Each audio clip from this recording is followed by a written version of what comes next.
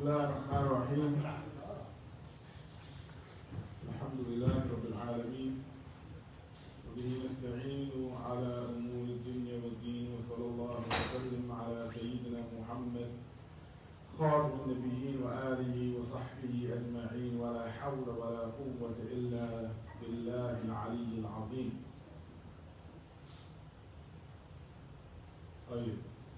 So today we have an option.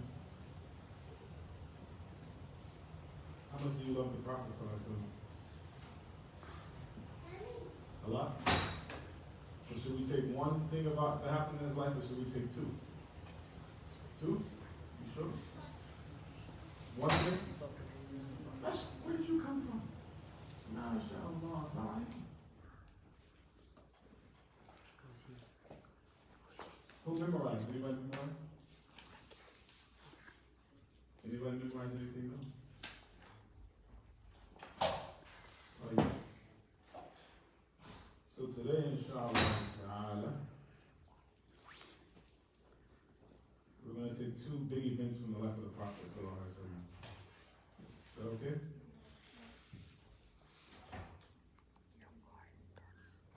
بسم الله الرحمن الرحيم. الحمد لله القدير الباري، ثم صلاته على المختار، وبعدها كسيرة الرسول، منظومة موجزة الفصول، مولده في عاشر الفضيل، ربيع الأول عام الفيل، لكنما المشهور ثاني عشره في يوم الاثنين طلوع فجره، ووافق 20 من نيسان، وقبله حين أبيه حان، وبعد عامين غدا فطيمة، جاءت به مرضعه سليمة، حليمة لأمه وعادت به لأهلها كما أرادت، فبعد شهرين انشقاق بطنه، وقيل بعد 4 من سنه، وبعد 6 مع شهر الجاء، وفاة أمه على الأبواب، وجده لأبي عبد المطلب بعد 8 مات من غير كذب، ثم أبو طالب العم كفل خدمته، ثم إلى الشام رحل، وذاك بعد عامه 12. And some of the texts says something different. We're going to go with another way that says وذاك بعد عامه 12. That's the way we're going to go. Shout out for those who are memorizing. وكان من أمره بحيرا اشتهر، وسار نحو الشام أشرف الورى، في عام 25 أذكر، لأمنا خديجة متجرة، وعاد فيه رابحا مستبشرا. And we might take the next part after that. فكان فيه عقده عليها، وبعده إفضاؤه إليها. So we'll see inshallah. Somebody tell me something about the Prophet up to where we are. Tell me what you know about him. Sallallahu alayhi wa sallam. His chest got cut out 3 times. What happened? Tell me about it. The first time is when he was 2 years and 2 months old. He got cut off because he had like a black thing in his heart. The second time was before he was prophet. The third time before he talked to Allah. Talked to Allah where? On the cell phone? How do you talk to him? Okay. Somebody else tell me something about the Prophet sallallahu alaihi wasallam. Your prophet. Tell me about your prophet sallallahu alaihi wasallam. What do you know about him? He was born. He was what? He was raised by Halima. He was raised by Halima? Yeah. He wasn't raised by Halima. No, breastfed. He was breastfed by Halima. In the desert. For how long? 2 years. No longer than 2 years. It stopped there. He was breastfed for 2 years, then he went back with her, right? Yeah. What else do you know about the Prophet sallallahu alaihi wasallam? Anything? Tell me something. His father name was Imagine a person who's not a Muslim, they came and asked you about the Prophet, so what are you going to tell them? His father name was Abdul Muttalib. His father's name was what? Abdul Muttalib. Abdullah ibn Abdul Muttalib. Abdullah ibn Abdul Muttalib. We have to go. What else? There's room for us. No, you go. What else? Can you tell me something else about the Prophet sallallahu alaihi wasallam?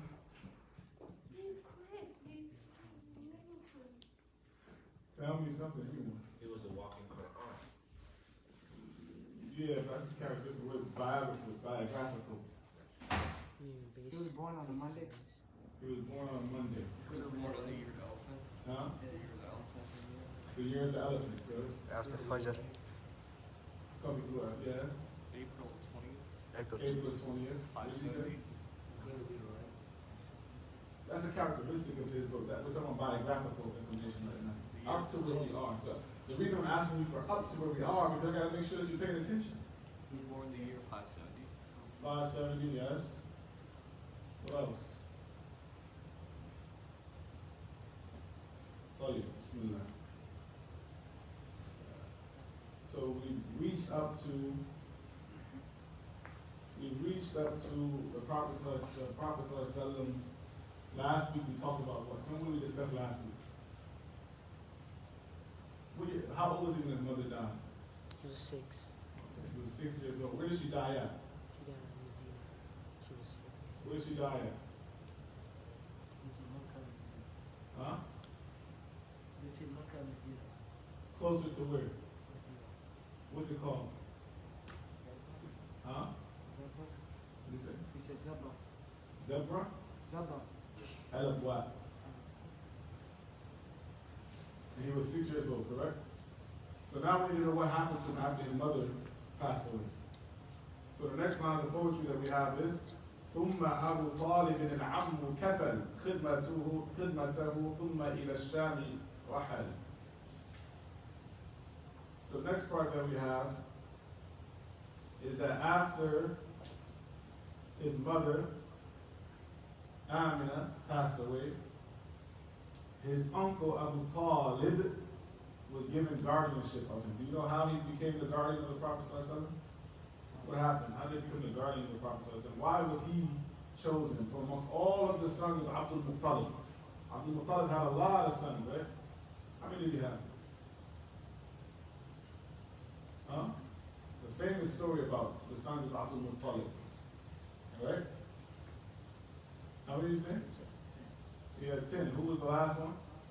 Abdullah. His favorite one, too. So anyway, Abu Talib was given guardianship by Abdul Muttalib. Abdul Muttalib chose Abu Talib to be the guardian over Muhammad sallallahu alayhi wa sallam. Why? Why? Anyone know? Well, one reason was they had the same mother and father. Him and his father were 4 brothers. Abdullah and Abu Talib were 4 brothers, not just half brothers. Even though half brother, split brother, they had the same mother and same father. That was one reason. Another reason was that Abu Talib already had a close relationship to Muhammad sallallahu alaihi wasallam. He used to, you know, how the uncle is to the nephew. Come grab him up, maybe sometimes play soccer. But he had a close relationship with him already. So Abdul Muttalib is who? Who's Abdul Muttalib?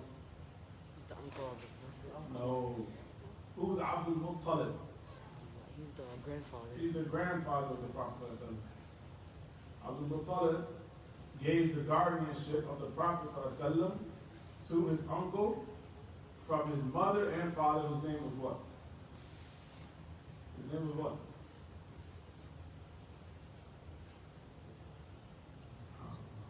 What's his name? Abu Talib.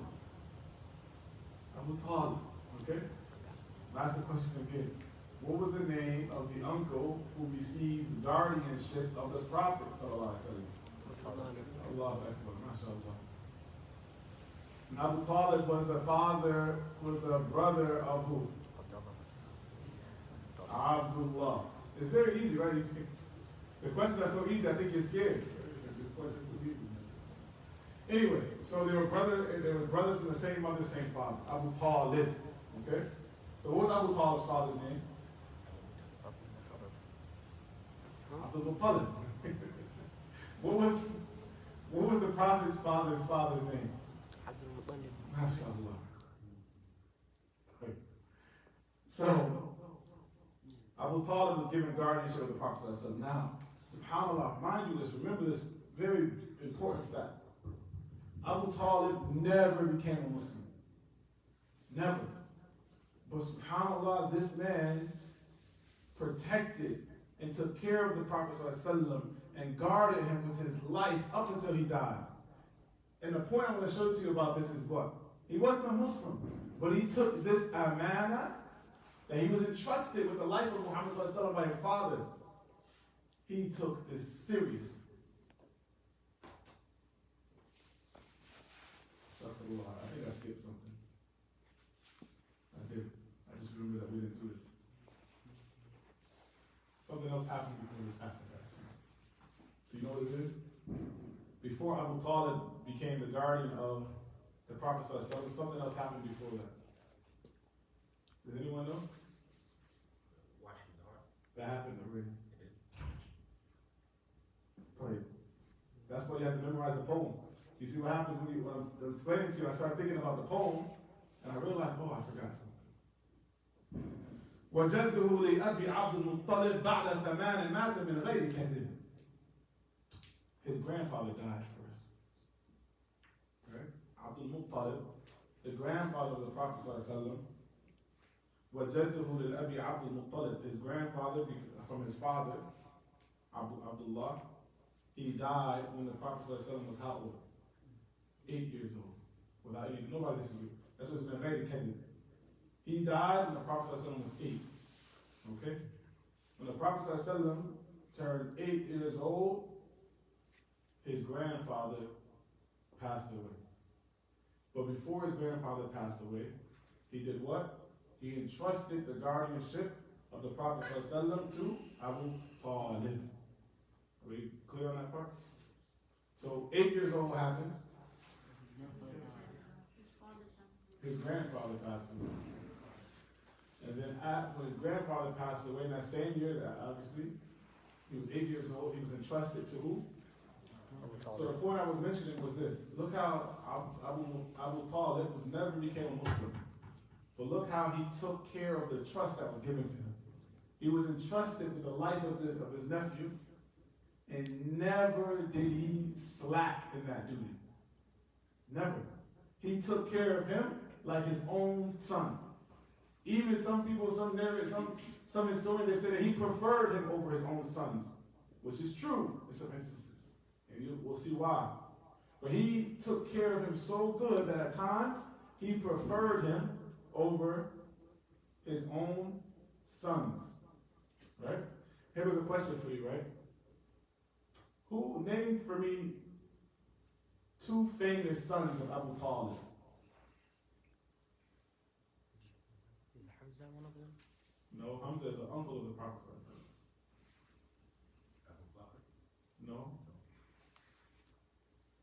2 very famous sons of Abu Talib.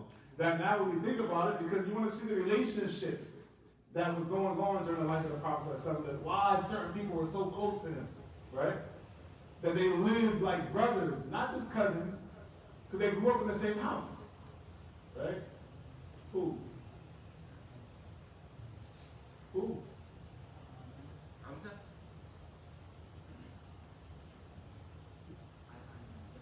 Ali and Ja'far, right? Ali ibn Abu Talib. So you got to pay attention to the names of the Sahaba. Ali was the son of Abu Talib. Ja'far was the son of Abu Talib, right?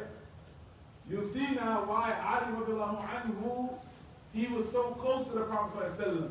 He was more like a brother to him than a cousin. He grew up with the same father, right? Ja'far, similar, the same thing. These were, you start to see the relationships between the companions. Ali was like, he was, one of the closest people to the Prophet ﷺ. As it comes in one narration where the Prophet ﷺ, or Ali radiallahu anhu, he said, he asked the Prophet ﷺ between him and Fatima, the daughter of the Prophet ﷺ, he said, Ya Rasulullah, which one of us do you love more? Right? So Ali said to the Prophet, which one of us do you love the most? So the Prophet ﷺ, look at the wisdom of the Prophet ﷺ, he didn't hurt either one of them. He said, as for I love Fatima the most out of you two. But you, Azzam, you are the most noble between the two of you to me, dearest to my heart. But I love Fatima the most, but you have more izzah to me than her. So he gave both of them something that they could hold on to and be happy with, right? And he didn't slight anyone, alhamdulillah. But again, remind you now, who is the sons? Give me 2 famous sons of Abu Talib. Ali and Ja'far, right? So anyway, going back to it, after Abu Talib became the kafir, the guardian of the Prophet ﷺ, now the Prophet ﷺ was already an orphan, right? Look at his age, 8 years old. By the time he was 8 years old, 3 of the closest people that a person can have in their life gone already. His father never met him. His mother passed away when he was how old? 6. His grandfather passed away when he was how old? 8 years. SubhanAllah. Now he's left with his uncle, Abu Talib. Look at the severity of the trials and calamities that happened to the Prophet ﷺ before he even reached the age of puberty. Right? And this is a sign also of something that's going to come later on. So hold on to this thought that I just told you about, okay? What did I just say? That he lost all these people, right? Hold on to this and remember this, okay? So the Prophet ﷺ now, he's with Abu Talib. And when he, in the year that he is, وَذَاكَ بَعْدَ ثَانِهِ وَذَاكَ بَعْدَ عَامِهِ ثَانِي عَشَرٍ, and after he turns 12 years old, his uncle took him to go where? To Sham. Sham is this old Syria, Roman area, right? This was pretty much under the control of the Romans at that time, right? Sham, Syria, Jordan, which is now considered like Syria, Jordan, even Palestine, this area is Sham. So the Prophet ﷺ, the Meccans, they used to go and do trade to Sham. Go do trade to make business. They would take stuff from here, go there, buy stuff from there, and bring it back like this. So when the Prophet ﷺ was how old? 12 years old. His uncle took him along there. He didn't take his children, his sons. He took the Prophet ﷺ. He took the Prophet ﷺ. Some of the stories, they say that because also if he would have left him, who would have took care of him? He had nobody, right? No mother, no father, no one to take care of him. So Abu Talib took him with him. Now, when they were traveling, you're going to find out another beautiful thing here. When they were traveling to Sham, and it says here in the poem, مَكَانَ مِنْ أَمْرِ بَحِيرًا مَشْتَهَرٍ. Bahira was a famous monk. This was a monk that he was a rahib, like he basically what he did, he didn't leave his monastery. You know, the monks are not like priests. Priests and monks are different. Monks, they stay in their little thing that they have, and they call it a monastery, this is what we say in English, and they don't leave it for the most part. They just worship and they stay there. They don't make da'wah really, they just stay where they're at and worship. They don't go out, they don't do anything, that's just the only thing that they're focused on. People might come to them and learn some things, but they don't go out and stuff like this, right? So Bahira, when the Prophet ﷺ was on the road to Sham, they passed by the monastery of Bahira, right? So now Bahira is a monk, but again, I just told you that most of the time, people just pass by him, he doesn't care what's happening. But when this caravan was coming, he did something that people didn't normally see him do. He came out. And when he came out, he started looking amongst the people, he's asking questions. And then when he's asking them questions, they said, you know, what's the big deal? And he said, when I saw you guys coming, I saw every tree on the way towards you in the rocks make prostration to your caravan on the way there, right? So he said, somebody big is coming. There's something that's happening that we've never seen happen before. And this hadith is recorded in the Jami' at-Tirmidhi. It's not like, again, remember like last week I told you guys before? It's not some spooky, oogie stuff, right? This is real stories. When we talk about real life stories, these are the real stories that, you know, we need to hear about instead of, you know, Power Rangers and Power Patrol and this stuff, right? This is real, like, action figure stuff. The Prophet. Trees prostrate to the Prophet ﷺ. So right here, he said, you know, the trees are prostrated to this guy. So then he's going around, he's looking. Also, he said, I saw an apple-sized mark, the cloth of the Prophet ﷺ. It's like a lump of hair that was between the two shoulder blades of the Prophet ﷺ. That the people who were of the past, they used to notice to be the mark of prophethood. They used to notice to be the mark of prophethood. So but here, when he saw this, and he saw all of these different signs, and when he told them to come eat, and one narration it says that when he told them to come eat, he didn't see the prophet, he didn't see the prophet, he didn't see nothing special. Because they left when Abu Talib went out, he went out with the Shah from Quraysh. He went out with some of the leaders of Quraysh. So here I'm going to teach you another principle here. Right? That when they went out with the leaders, the elders of Quraysh, the older brothers, right? When Bahira called them to come eat and he prepared some food for them, they left Muhammad ﷺ and tended the camels. So Bahira said, hey, he didn't see anything special when he fed them. He said, man, this is not what a lot of special stuff was for. Not for you guys, obviously. They said, listen, you guys better not leave anyone behind. He said, no, we just left the youngest from amongst us. We left them behind with the camels, showing you what? When the elders sit and meet, the young people normally supposed to go somewhere else. Nowadays, we have a different problem, The elders are sitting and talking, and the young people are like this. What did they say? Oh, man. All in the business. Don't let them play with this. What we used to say, right? So you have to learn something here. The edda, the proper edda, is that when the elders are together, the young people go away. That's the correct edda. Not like it is today. Where the elders are there, the children are all in the business too. Right? You see this? It's not correct. So if you learn one thing today, remember this. When you see the elders right here, then you go mind your business somewhere else. Go do some children's stuff. Enjoy being a child while you can be a child. Because when it's time to pay the bills and do the elder stuff, you're not going to be happy. Right?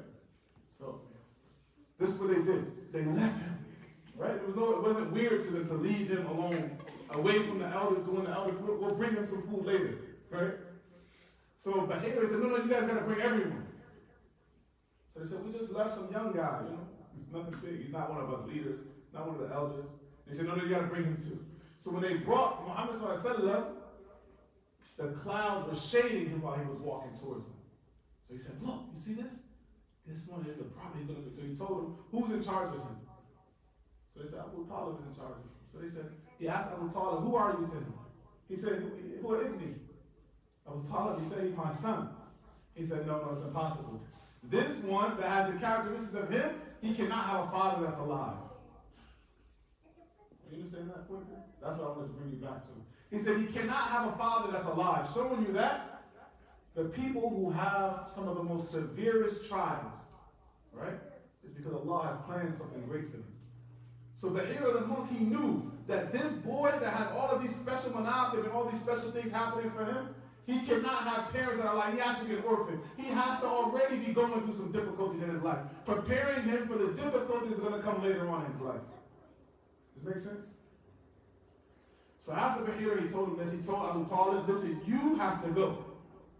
You have to take him and go back to where you came from. Because if you keep going this way, they're going to kill him. He was afraid of the Yahudis or the Romans that were going to be on the way towards Sham. We're going to find the Prophet ﷺ. He's a young boy. They said he can't defend himself and kill him. So he told him that you have to go back, you got to go back, you got to go back. Did they know him at that time that he was a prophet? Yeah, they knew the signs. Because remember, Allah tells us in the Quran so many times, right? That you know him like you know your own sons. Right? They knew the signs of the Prophet ﷺ. They knew he was supposed to come in the area of Mecca or Medina, right? Medina, exactly. And they knew his certain signs. That even like, remember we know the story of Salman al-Farisi? He came all the way from Persia after meeting different Christians and stuff, and they knew the signs of the Prophet ﷺ. So they didn't know his exact name. They didn't know, but they knew certain signs that would identify him. So Bahira, when he saw these signs, he knew that this was the Prophet coming. So he said, listen, you have to go back. And now there comes in the narration that when he was coming, when he told him this, there were 7 people that came on the road that they were going. And he asked them, where are you going? They said, we were told to block these roads and search for the Prophet coming. He said, well, why would you do that? Don't you know that if the Prophet was sent by Allah, you can't stop him? So the people that he told this to, they said, yes, it's true. He said, okay, promise me you come and be my, come and be with me and I'll teach you. So he took them in the monastery with them. But he told them that every road going to Sham right now is being searched. Because we saw the signs of the Prophet coming. They saw the signs coming. You see? So now, who did he send now when the Prophet ﷺ was sent back to Mecca? Abu Talib sent him back to Mecca. Who did he send with him? I'm going to show you something beautiful here. Do you know who he sent with him? Who? No, Ali most likely wasn't born yet. Do you know who he sent with the Prophet ﷺ back to Mecca? Who? A monk, what? The monk? No, the monk stayed where he was at. The monk did his job. Alhamdulillah, Allah, sent the monk basically for that to protect and send the Prophet ﷺ back. He sent back with him to Mecca, Abu Bakr, and one other person, Bilal. Look, these guys weren't new. They didn't just pop up. These were his, as we say, his grade ones, right? Like he was with him for day one or something like that. Right? What is it, day one? Yeah. They were with him since he was, a young guy, subhanAllah.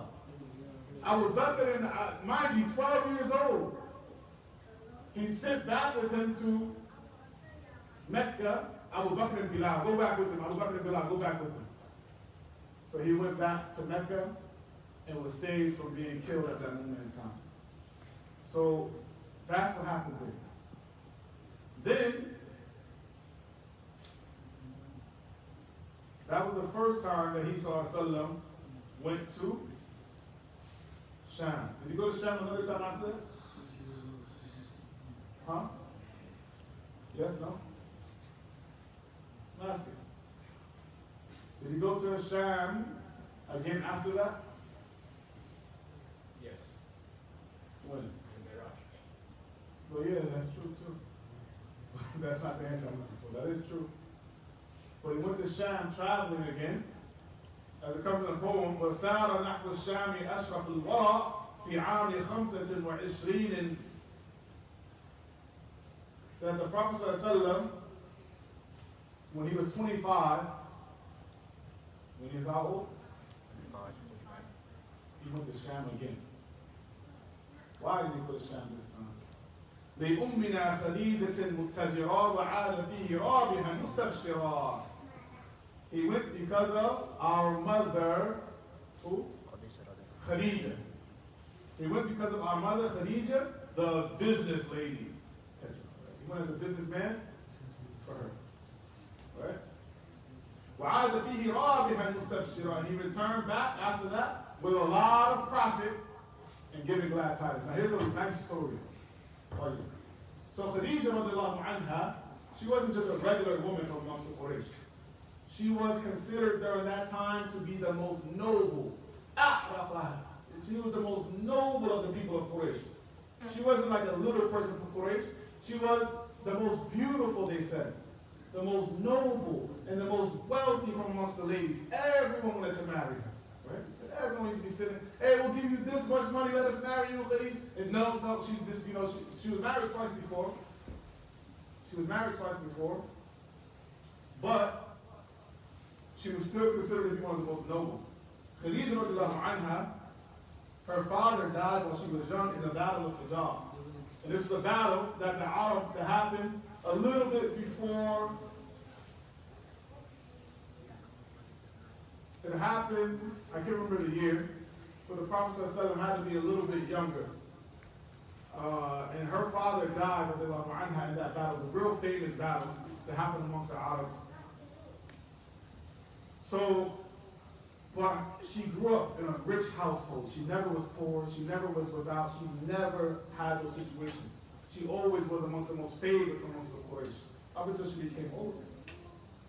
So what Khadija used to do is every year she would pick some people to go on her behalf to go to Sham, right? Sometimes people, another little fact here, right? Sometimes people, they try to use Khadija as an excuse for why, oh, I'm a woman and I can do this and this. Look at Khadija. No, Khadija just sent the money. She didn't go out herself, right?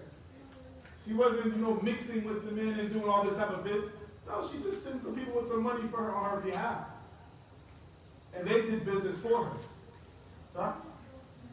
So, every year she would do like this. She would pick some men. She would see, she would find out who from amongst the men has, the most honesty. Who is the best in business and who can do this and this and this. So one year, Abu Talib, who's Abu Talib?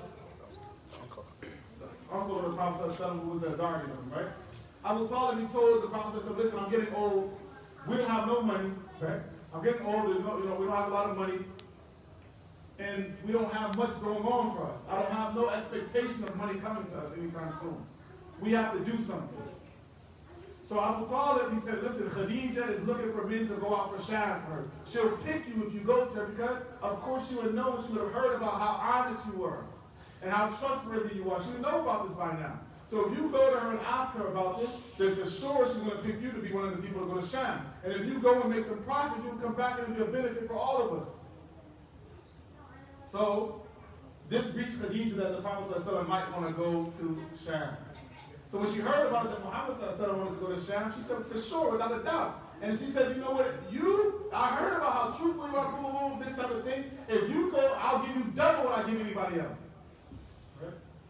So Abu Talib was happy. Wow, that's a benefit for us. Here goes another thing, another benefit. Abu Talib says it's going to be a benefit for who?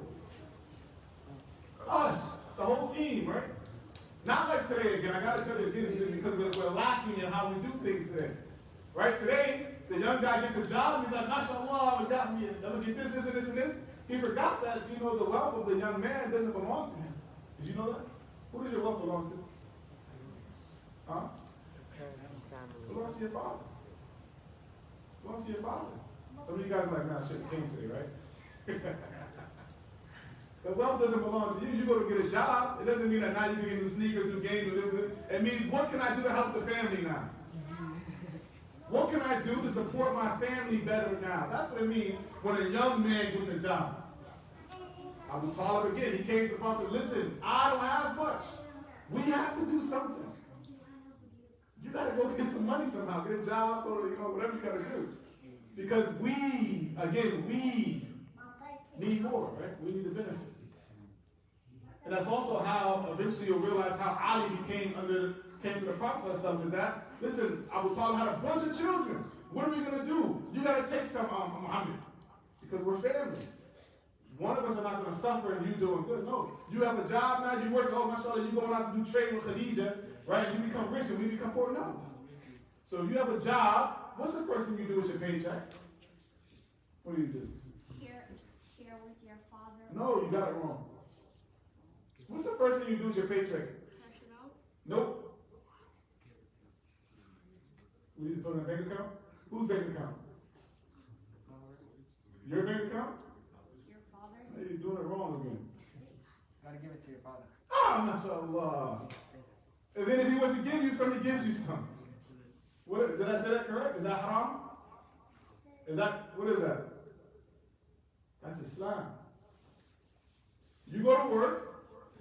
You work all week, 40 hours, you're tired, right? Now you have your paycheck. What do you do with it? Apple. And then if he wants to give you $5, $10 for lunch money through the week, he was nice to you for that. Right? Not because, I deserve that I work. No. If he gives you $5, $10 now, here, use this for your lunch throughout the week, or whatever you need, you should say thank you. I appreciate that. Because it belongs to him. What he decides to do with it after that is up to him.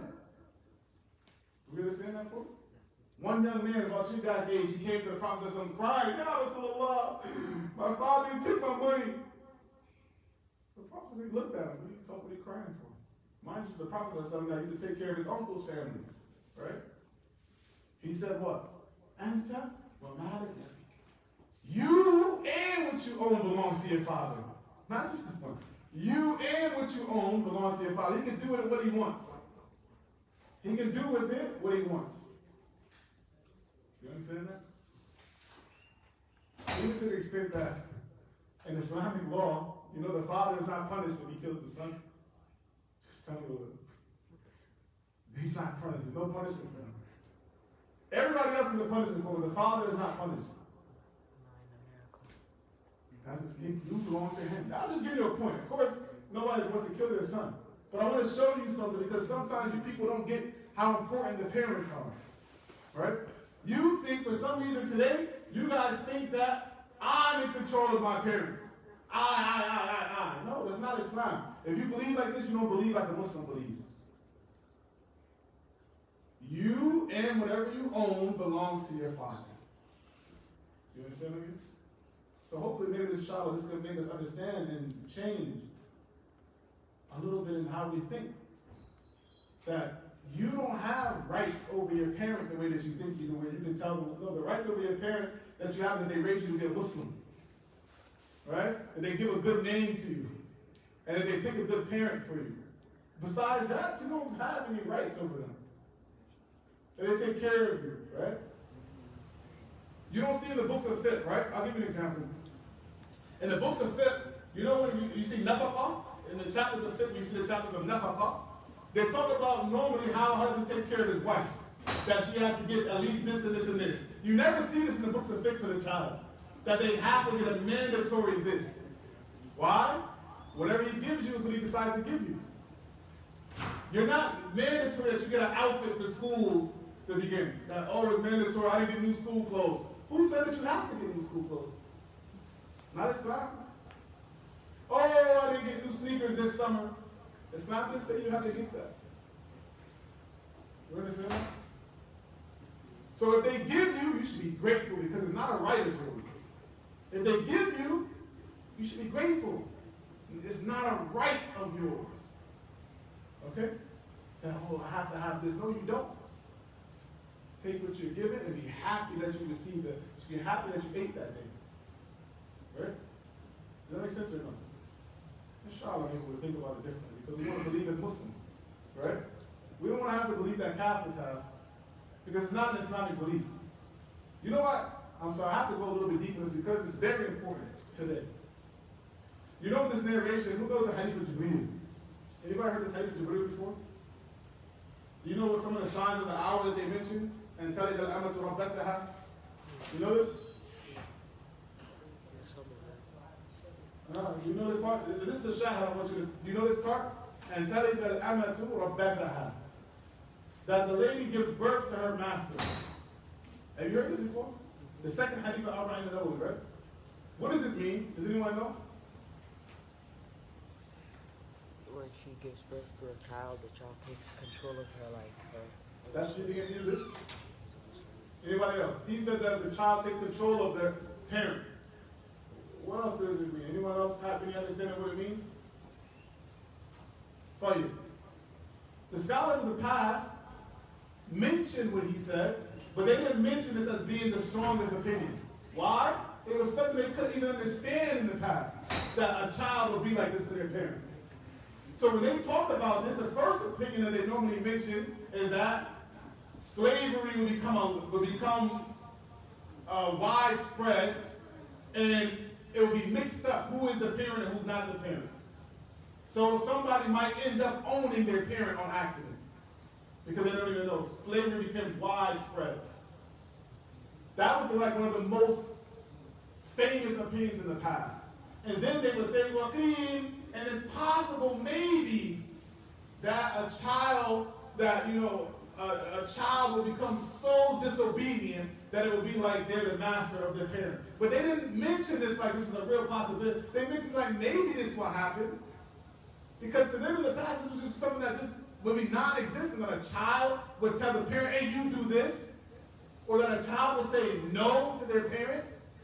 That was something unfathomable, like, what's the hell, impossible. But maybe that time will become so evil that children will behave like this. And now look at the times we're in. That now, the opinion that he says is most likely the actual meaning. That now the scholars, when they mention it, they don't even mention the other opinion anymore. They just said it a time, right? That's almost a dominant opinion now. Because of the time that we're in, what we see. That children become so disobedient that they have the ability to say no to their parent, and it's normal. Oh, no, he said no. Okay. All right. I guess he's not going to clean his room right now. How will I go to that? A child saying no to their parent is from the greatest of sins after shirk. Did you hear that? It's from the greatest of sins after shirk. A child being disobedient to their parent. And do you know what Aql Walidain is? It's not that you hit your parent. That's just like other stuff. Aql is not respecting them enough. Islam doesn't say that you have to, Islam doesn't make it a sin to be disobedient. Islam makes it a sin not to be respectful enough to your parents. You see the difference between the two of what I just said? Some people think that, okay, I'm not off because I don't disobey them, but you're not respectful enough, maybe. So, pay attention to this again. From the major sins, from the worst of the major sins after shirk to Allah, is saying no to your parents. No, I'm not doing that. Not now. I'll do it later. Okay? So remember that. When you think about what you're doing, right? This may be worse than committing zina. Right? Being disobedient to your parents. Not listening. So pay close attention to that next time that you're told to do something. And you tell them, you know, subhanAllah. So don't get fooled by America telling you that you're grown. Because they'll throw you in Jahannam and don't care nothing about you. They'll guide you to do which will cause you to be thrown into Jahannam. Tell your parents no, we'll be disobedient like this. May Allah forgive us. So the point of me saying that was that the Prophet ﷺ, he went to where? Sham, to do business for who? For Khadija. Right? So she sent him, she told him she was going to give him how much of a profit? Twice the profit that she would give to anyone else that would normally do business for her. How old was he when he went to go do this? 25. MashaAllah. You guys are paying attention. So he went, and when he went to Sham, she sent her servant Maysara with him, and Maysara, seeing that the Prophet ﷺ was amongst the most honest of people, that he brought back the most profit that she's ever had. So much barakah that came with the Prophet ﷺ going out there for business. So when he came back, Maysara, he told Khadija radiallahu anha, you know, the Prophet ﷺ, he had so much, he did so great when he was there. He'll be a good guy for me to marry. So the Prophet ﷺ, at the age of 25, فَكَانَ فِيهِ عَقْدُهُ عَلَيْهَا وَبَعْدَهُ إِفْضَاؤُهُ إِلَيْهَا. So at the age of 25, his marriage contract was done between him and Khadija. And after that, he also began to live with her. And from the fada'il, or the benefits of, we'll end here inshallah, the benefits of what we know from about Khadija radiallahu anha, is that we know that the most beloved wife of the Prophet ﷺ after Khadija, without any doubt, was who? Aisha. Aisha, right? So Aisha radiallahu anha, she used to say, ما غرت على أحد من نساء النبي صلى الله عليه وسلم ما غرت على خديجة وما رأيتها. She used to say, I never was so jealous over any of the wives of the Prophet ﷺ as I used to get jealous over Khadija. Now mind you, Khadija was passed away already. Right? Radiallahu anha. But Aisha radiallahu anha still used to get jealous over Khadija. And she said, وَمَا رَأَيْتُهَا, and I never even saw her before. ولكن كان النبي صلى الله عليه وسلم يكثر ذكرها وربما ذبح الشاة ثم يقطعها أعضاء ثم يبعثها في صدائق خديجة. She said, but the Prophet ﷺ used to mention her so much. He used to talk about her so much. I used to be so jealous of her even though I never saw her. And even after she passed away, radiallahu anha, he would sometimes slaughter a sheep, and whenever he would slaughter a sheep, he would take parts of that sheep and send it to her friends. Just as a remembrance. Not even, you know, she passed away, but he still used to honor her friends. He would send parts of that sheep to her friends. He said, so sometimes I would end up saying to him, كأنه لم يكن في الدنيا امرأة إلا خديجة. He said, sometimes I would say to him, you act as if there's no one in this world except for Khadija, right? Show me the love the Prophet had. That Aisha she used to say, you know, you act as if there's no other woman in this world except for that Khadija. So the Prophet would say, إِنَّهَا كَانَتْ وَكَانَتْ لِي مِنْهَا وَلَدٌ. And the Prophet used to say, Khadija was such and such. He would describe it. When she would say this, then he would tell her why he feels this way about Khadija. And then he would also say, from her, she gave me children. Remind you, all of the children of the Prophet except for who? Ibrahim. MashaAllah. Except for Ibrahim, were from Khadija. So the Prophet would tell her, this is why I feel this way, this is why I talk about her this way. All of my children, except for Ibrahim, is from her, and she was counted or counted. So today, we took 2 or 3 events from the life of the Prophet. We talked about his going to we took 3 events. We talked about his grandfather, Abdul Muttalib, passing away. And he was how old? 8. We talked about when he was the age of 12. What happened when he was 12? He went to Sham. What happened when he went to Sham? What'd you say? The signs of her. All the signs of prophethood became apparent to the monk Bahira, and he forced Abu Talib to send him back. Who did he go back with? Abu Bakr ibn Bilal, mashallah, his homie, right? What age was he? Mashallah. What age was he? Weren't they all the same age? Imagine, close, I guess. Right? Abu Bakr was a year or two under him. During this period of time, who was the owner of Bilal? I don't know. Or was this before he was in slavery? I don't know. It doesn't mention. Actually, yeah, it doesn't mention, but no.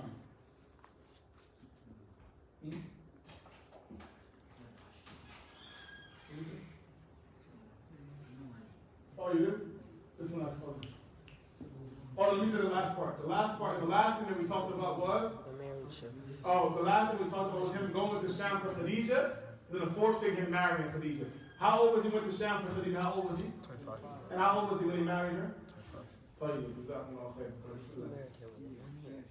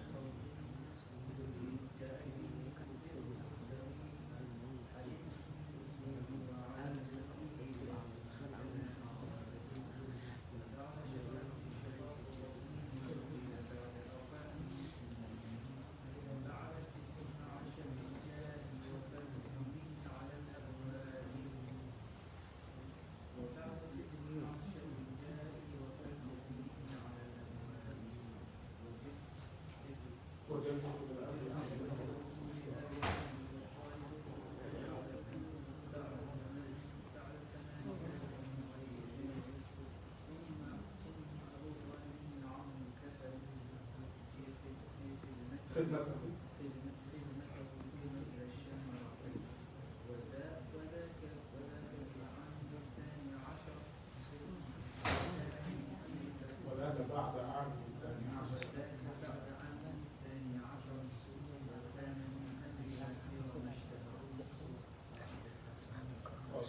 هذا هو الغريب.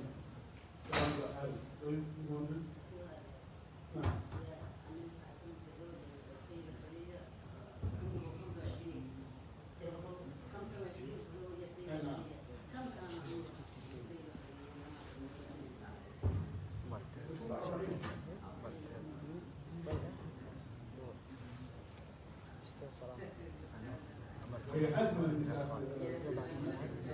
وهي 40 وهي 40 وهي أجمل النساء وأفضل النساء خير النساء وهي يعني في نهاية طاهرة قبل الإسلام. نعم قبل الإسلام طاهرة رضي الله عنها. هذا وصلى الله وسلم. سبحانك اللهم وبحمدك أشهد أن لا إله إلا أنت أستغفرك وأتوب إليك.